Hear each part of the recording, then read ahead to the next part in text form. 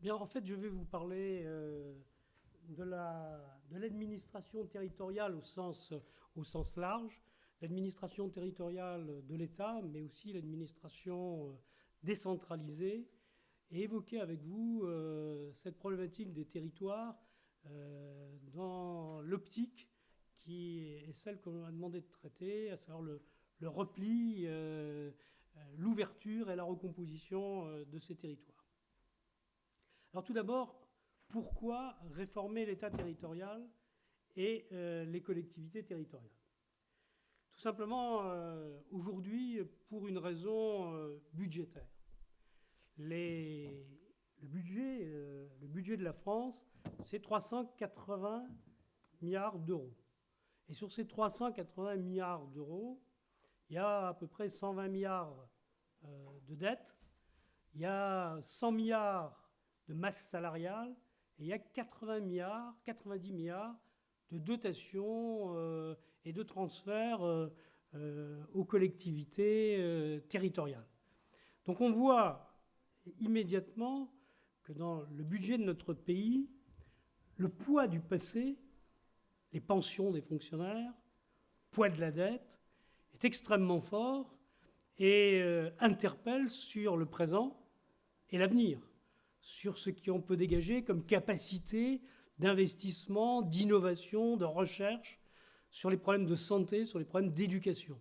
Donc on a besoin de stabiliser notre budget, de diminuer les dépenses publiques pour réduire notre endettement et redégager des capacités d'action. La dette, le déficit aujourd'hui de notre pays, c'est 103 milliards de déficit en 2011. 103 milliards de déficit, c'est-à-dire exactement le double de ce qu'il faudrait pour stabiliser la dette. Alors quand vous avez intégré les chiffres que je viens de vous donner, on voit tout de suite que d'un côté, on a besoin de réduire cette dette pour pouvoir éviter d'en créer de la nouvelle et au moins assurer le paiement de la dette ancienne, et donc de réduire le déficit d'au moins 50 milliards. Et pour ce faire, on a deux leviers importants que sont la masse salariale des fonctionnaires, qui représente 100 milliards sur un budget de 380, et les dotations aux collectivités locales.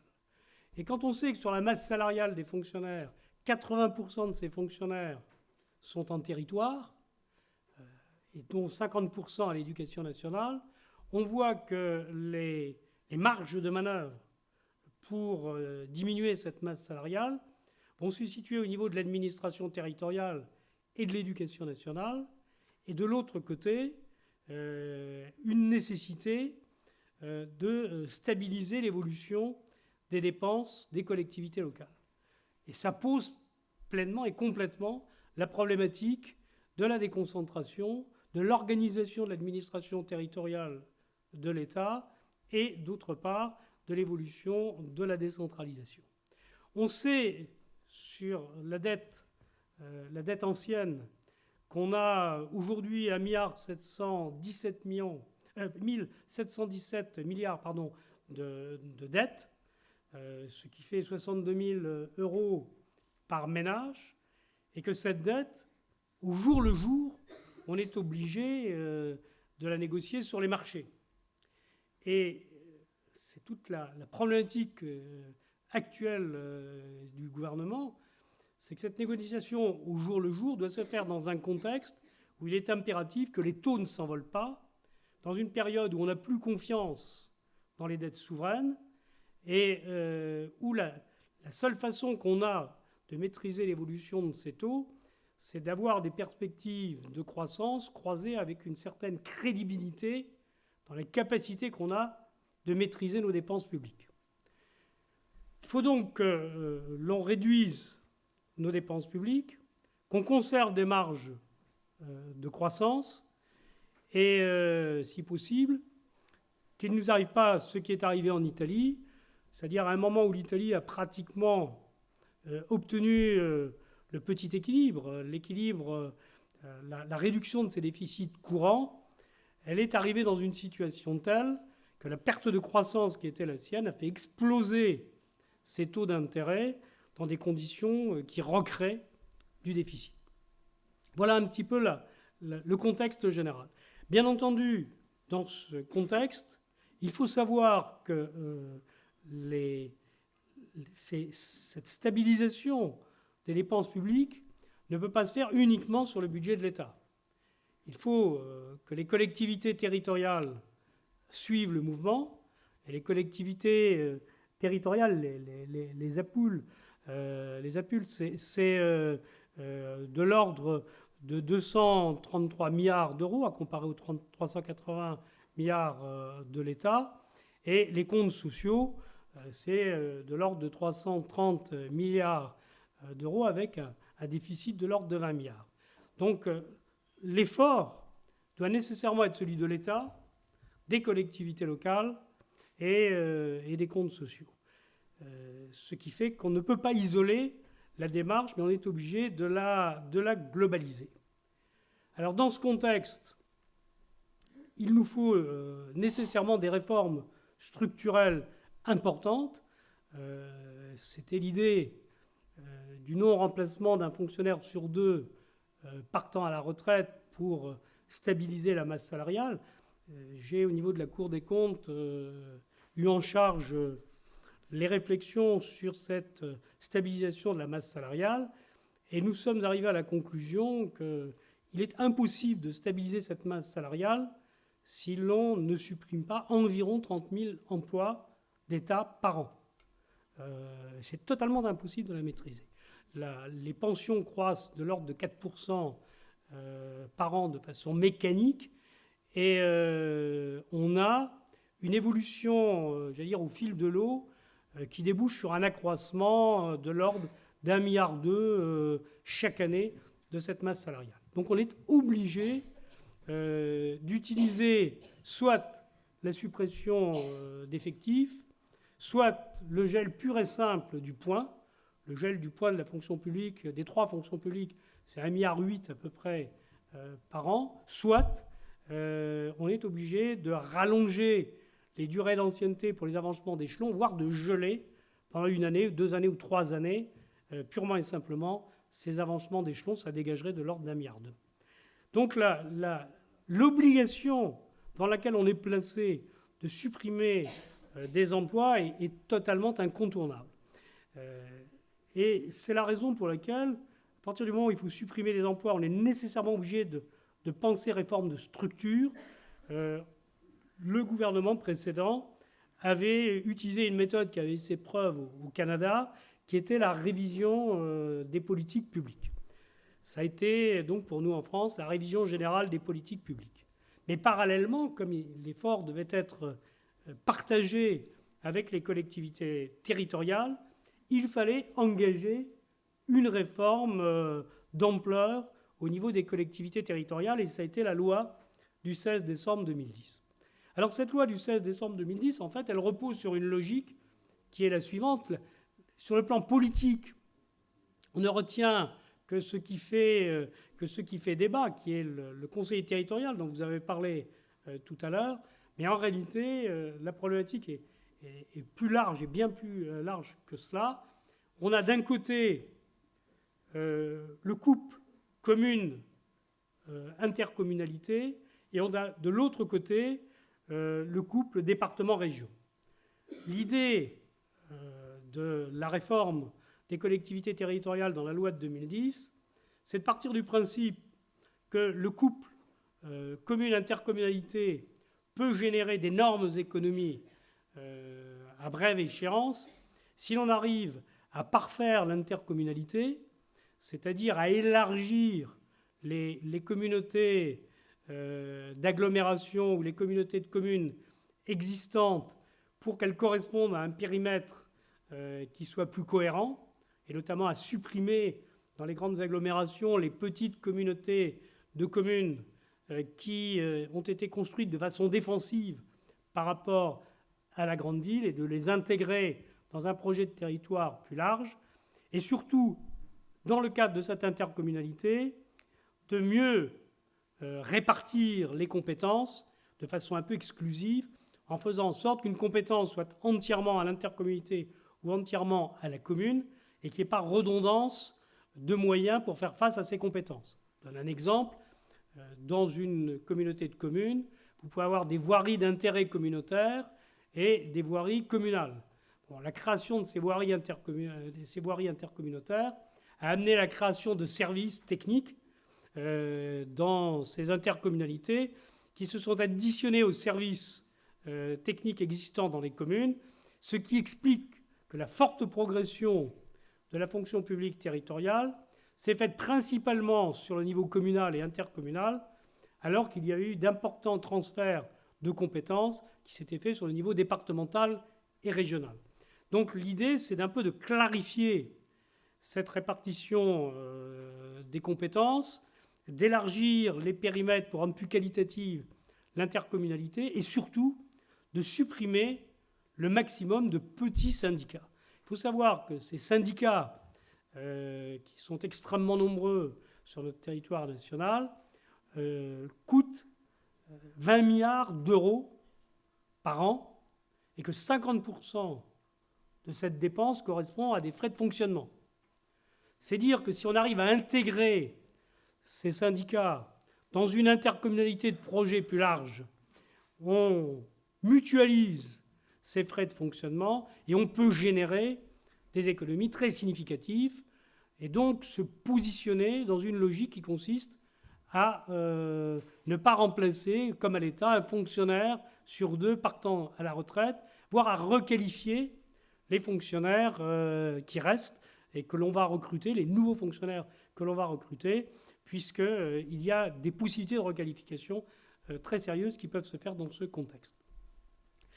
Le deuxième niveau, c'est le niveau commune, c'est le niveau département-région. Sur ce niveau département-région, l'idée est de faire en sorte qu'on évite les redondances au titre de la compétence, des compétences générales. Vous savez que les collectivités locales ont à la fois des compétences d'attribution et des compétences générales. Les compétences générales étant illustrées par cette phrase le conseil municipal, le conseil général ou le conseil régional, par ses délibérations, règle les affaires de la commune, du département ou de la région. C'est-à-dire qu'il a vocation à avoir des compétences générales indépendantes des compétences d'attribution qui lui sont accordées. Et donc, l'idée, c'est, au niveau des départements et des régions, de focaliser sur des compétences qui sont exclusivement des compétences d'attribution. Les compétences générales sont évaluées également à 20 milliards d'euros. C'est-à-dire le croisement de compétences superposées dans les conseils généraux et dans les conseils régionaux aboutit à un coût global d'une vingtaine de milliards d'euros. La clarification des compétences, outre la lisibilité qu'elle implique, elle aurait le mérite de permettre là aussi de dégager des financements non négligeables dans un contexte où les 90 milliards d'euros que les collectivités locales perçoivent en dotation ou en transfert permettraient d'être sinon stabilisés et peut-être même diminués si on arrivait à retrouver de la ressource par cette clarification des structures sur notre territoire. Donc c'est l'idée maîtresse de cette loi du 16 décembre 2010. Personnellement, je pense, et nous le verrons tout à l'heure, qu'elle ne sera que cette ligne directrice qui consiste à peaufiner la carte de l'intercommunalité, à supprimer les petits syndicats et d'autre part à sortir de la compétence générale des conseils généraux et des conseils régionaux, ne sera pas remise en cause. Le débat, heureusement, du conseiller territorial ayant le mérite de focaliser la problématique politique liée à l'alternance sans pour autant modifier le fondamental d'une démarche qui s'impose si on veut stabiliser les dépenses des collectivités locales. Alors, la RGPP de l'État a quand même débouché sur des avancées extrêmement intéressantes. D'abord, ce qui a été intéressant, c'est la méthode. Une volonté au plus haut niveau de l'État, président de la République, Premier ministre, illustrée par la coprésidence, par le secrétaire général de l'Élysée, le directeur de cabinet du Premier ministre, du dispositif décisionnel sur la mise en œuvre de cette réforme, et l'accompagnement de cette réforme par une nouvelle direction de l'État, la Direction générale de la modernisation de l'État, qui est une direction qui est en fin de compte le grand bureau d'études de l'État pour accompagner les réformes, préparer ces réformes et moderniser l'État. C'est d'ailleurs cette direction qui a suivi la RGPP avec des indicateurs extrêmement précis permettant tout au long de la mise en œuvre de cette révision générale des politiques publiques de faire pression sur les ministères pour les amener à aller jusqu'au bout de la démarche. La deuxième avancée, ça a été, par rapport aux expériences de réforme de l'État précédentes, ça a été la mise en place de réformes de fond qui sont quand même des réussites, même si elles sont encore à parfaire. Pôle emploi, la fusion des ACDIC et de l'ANPE pour répondre à la problématique du chômage, les ARS pour permettre d'avoir dans une même structure l'hôpital, le médico-social et la médecine de ville, et pour avoir moi-même eu la tutelle hospitalière dans mes premiers postes de préfet, pour avoir regretté le dysfonctionnement des ARH et pour avoir mis en œuvre l'ARS en région Aquitaine avec le directeur de l'ARS, je pense vraiment qu'on se donne dans l'absolu les moyens d'aborder les problèmes de santé dans de bonnes conditions, sous réserve de ne pas polluer le fonctionnement des ARS par une hypercentralisation comme nous la connaissons actuellement, et qui a d'ailleurs été dénoncée par la Cour des comptes dans le dernier rapport sur les comptes sociaux. L'autonomie des universités, qui a aussi été une démarche très avant-gardiste pour permettre aux universités de mieux s'insérer dans le tissu économique local. La réforme des armées, qui a été une très grosse réussite et qui a consisté à passer de 2 logisticiens pour un combattant à 2 combattants pour un logisticien dans une réorganisation qui a été faite avec l'adhésion des armées. Et puis la réforme de l'administration territoriale de l'État, qui est extrêmement importante, vu la place de la fonction publique d'État dans l'administration territoriale. Par contre, cette RGPP a été très critique sur un certain nombre, a été très critiquée sur un certain nombre de points. La première critique qu'on peut faire, c'est sur la méthode elle-même.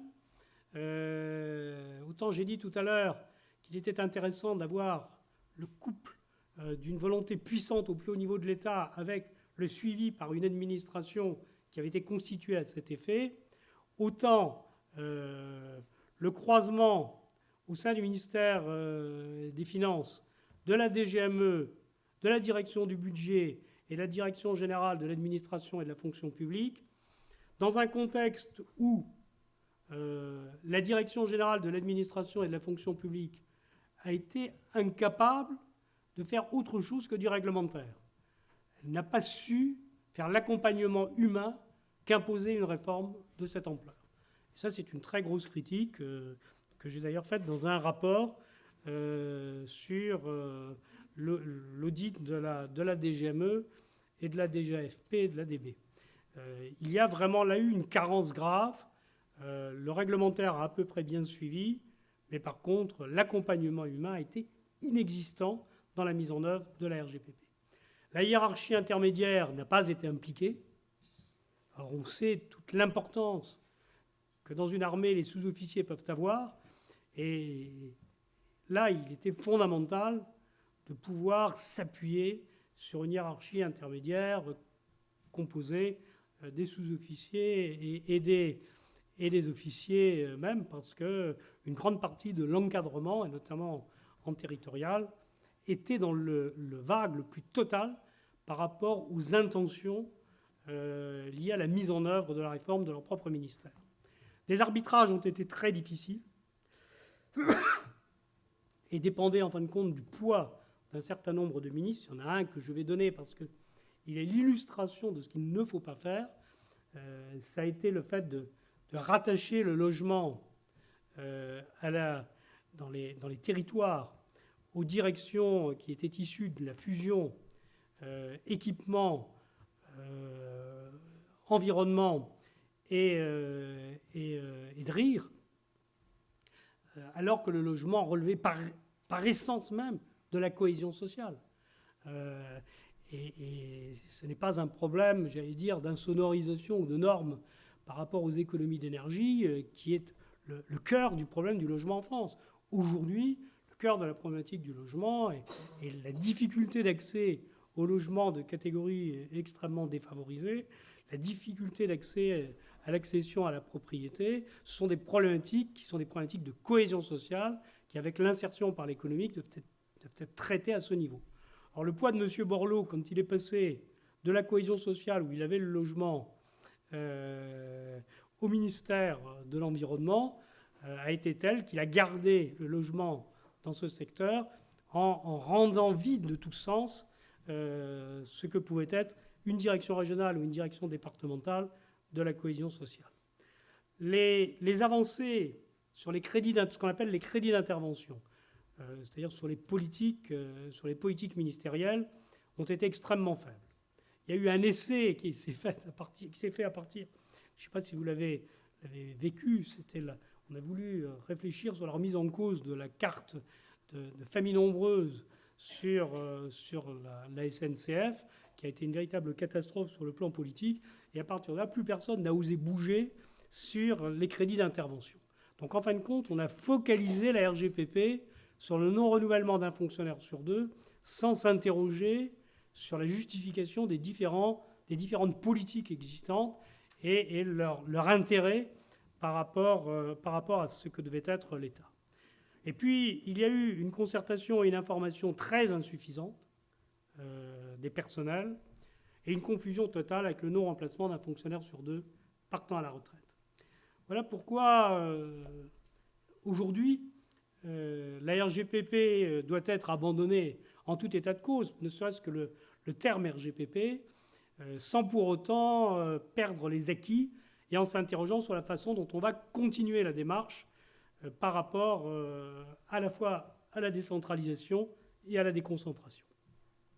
Sur la décentralisation, il est clair qu'il faut clarifier les compétences et que l'on n'évitera pas une réflexion de fond sur la clarification des compétences entre l'État et les collectivités locales d'un côté, mais également entre les collectivités locales entre elles. Et je crois qu'on n'évitera pas ce que j'ai évoqué tout à l'heure, à savoir de travailler sur les deux couples département-région et sur communes et intercommunalités. Le ministre de l'Intérieur a d'ailleurs clairement annoncé qu'il entendait continuer la démarche sur les schémas de coopération intercommunale. Et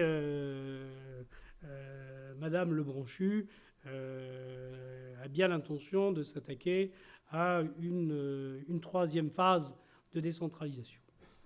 En ce qui me concerne, pour avoir été directeur général des collectivités locales au ministère de l'Intérieur et avoir rédigé les textes de la deuxième phase de décentralisation, je considère aujourd'hui que les erreurs à ne pas commettre par rapport à la première ou à la deuxième phase de décentralisation sont fondamentalement de partir de ce que doit être le cœur de métier de l'État, le régalien dur, et d'aller assez loin dans la décentralisation en demandant aux différents ministères de justifier tout ce qui n'est pas régalien comme devant être maintenu au niveau de l'administration de l'État.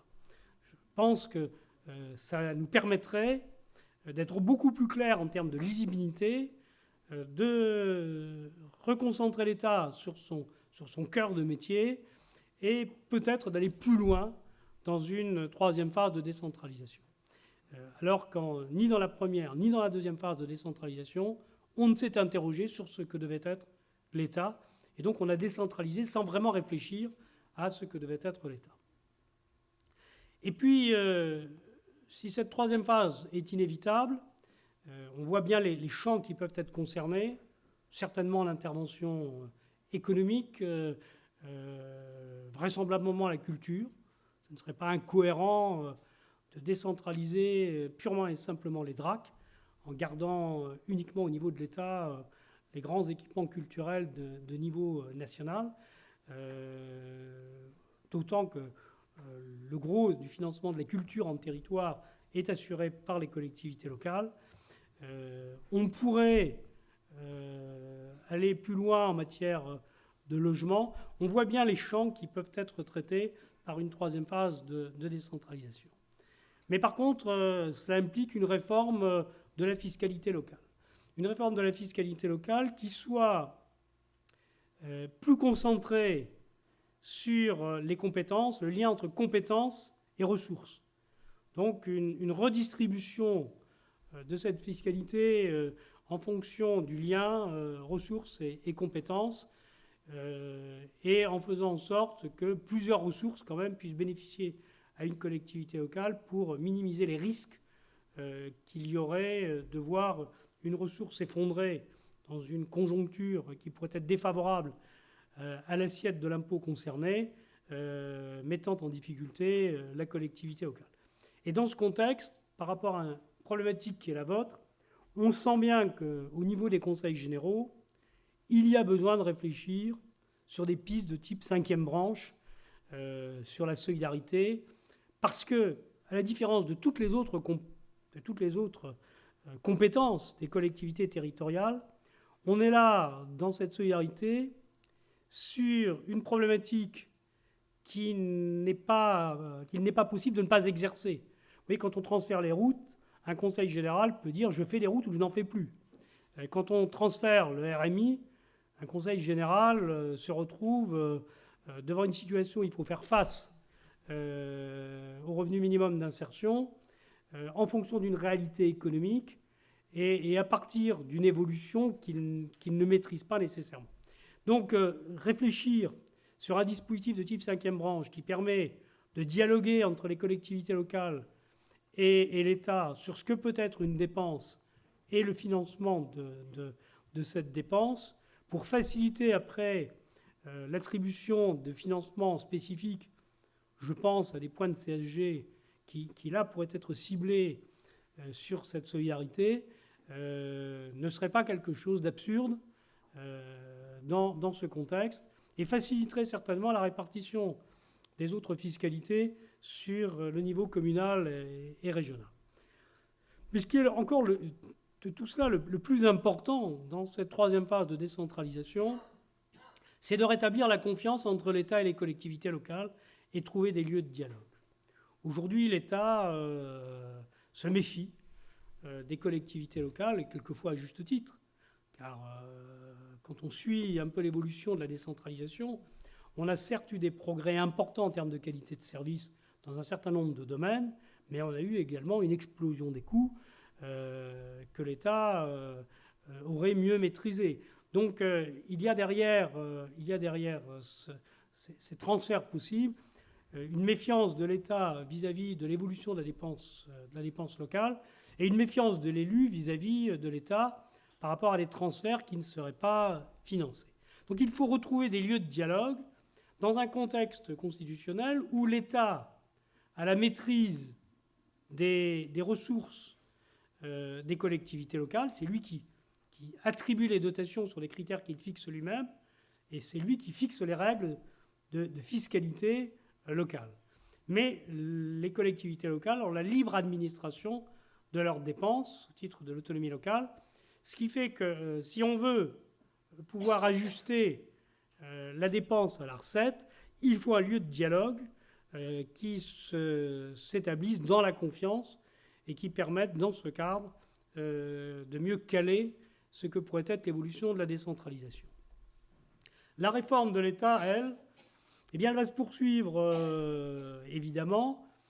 On tient compte de la méthode RGPP en créant un secrétariat général pour la modernisation de l'action publique, qui doit se réunir normalement chaque trimestre autour d'un comité interministériel de modernisation de l'action publique qui est présidé par le Premier ministre.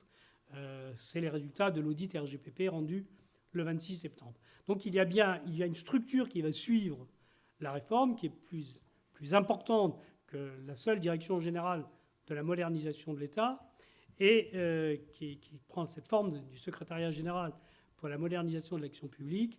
Et il y a bien un comité qui va se réunir régulièrement au plus haut niveau de l'État. C'est-à-dire on reste dans ce qui a été positif de la RGPP en termes de méthode. On sait que certains ministères doivent être renforcés.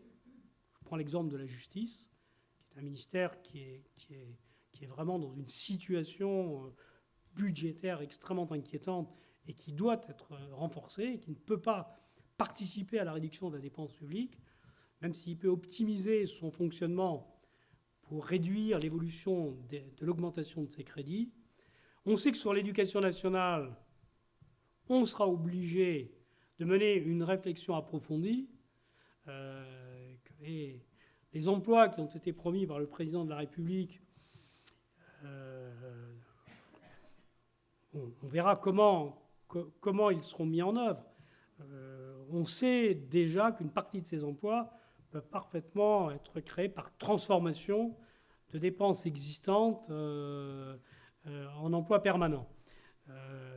Mais en tout état de cause, il faudra, sur l'éducation nationale, qui pèse 50% de la masse salariale territoriale, il faudra obligatoirement, à un moment, réfléchir sur les obligations de service des enseignants. Dans un contexte où le primaire est en tension indiscutable, notamment avec des reculs importants sur la scolarisation des moins de 3 ans et des très grosses difficultés sur le remplacement des enseignants.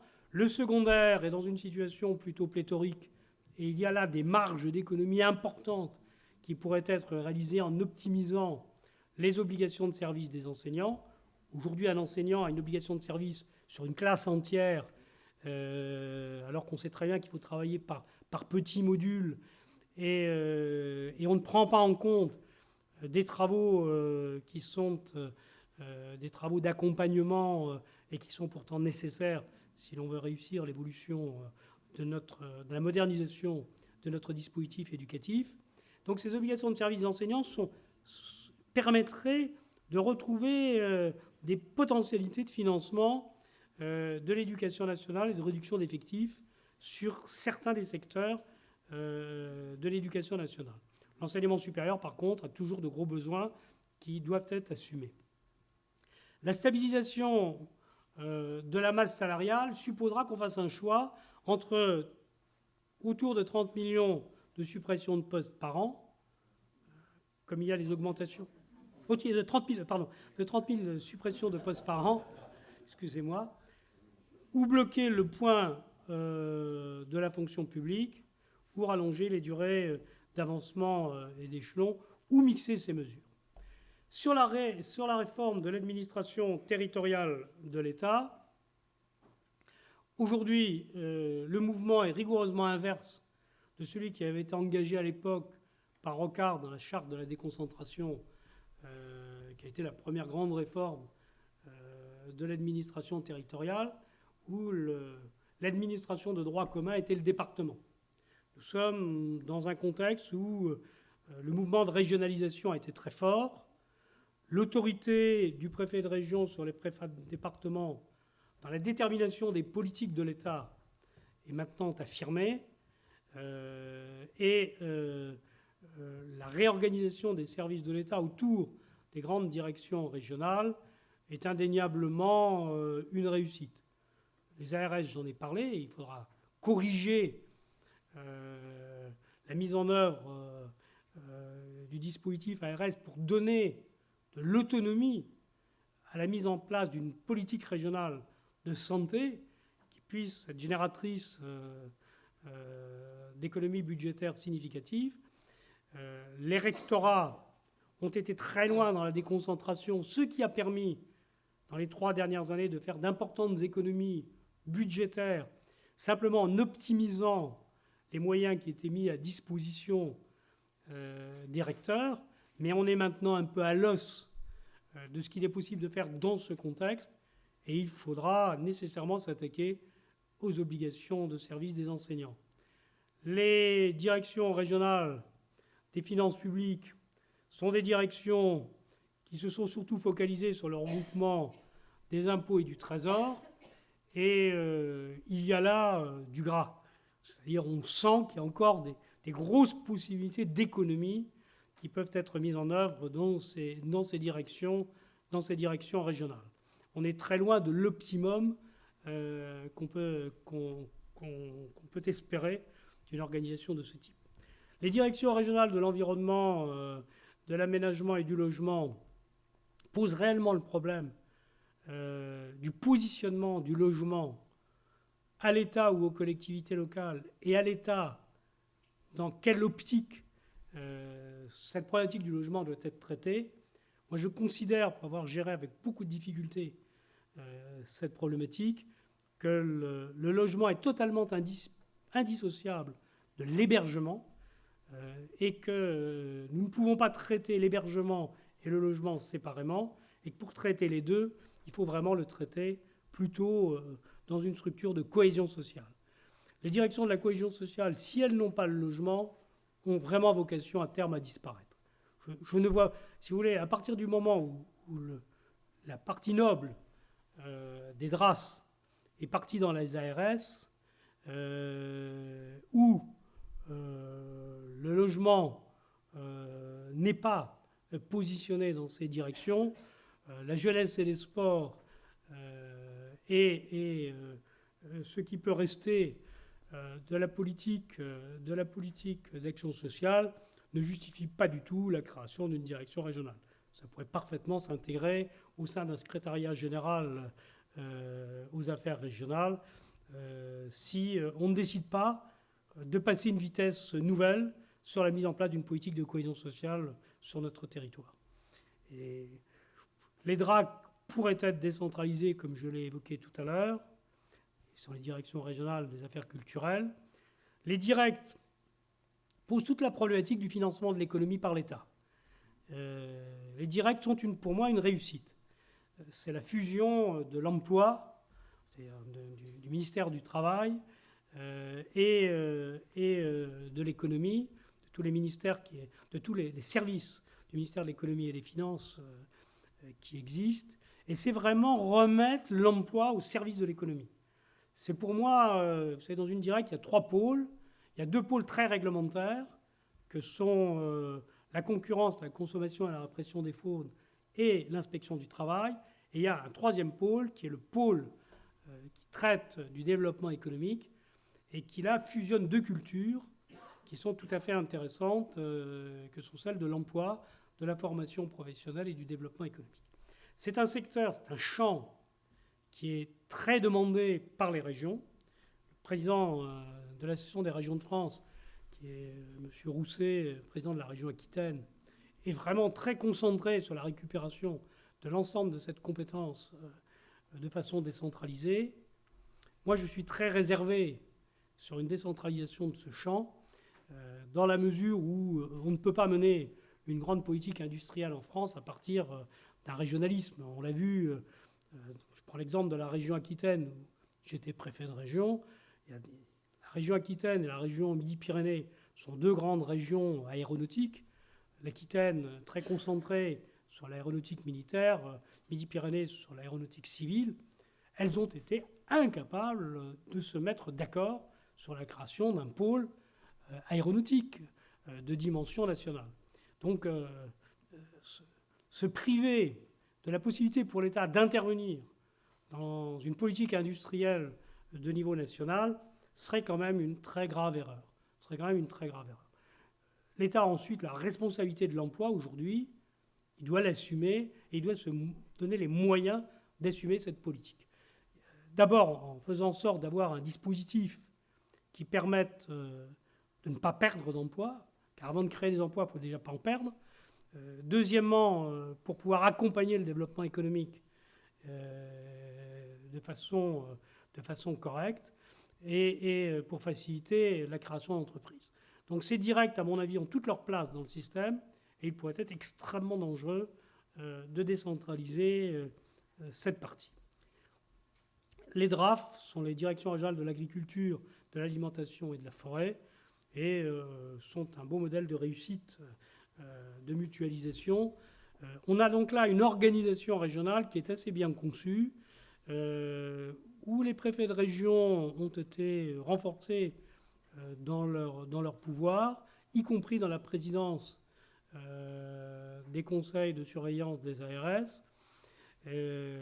L'autonomie des rectorats est tout à fait logique à ce stade-là et peut parfaitement se faire sans qu'il y ait, tout en ayant une très bonne liaison avec l'administration préfectorale, par la présence du recteur au sein de la conférence administrative régionale.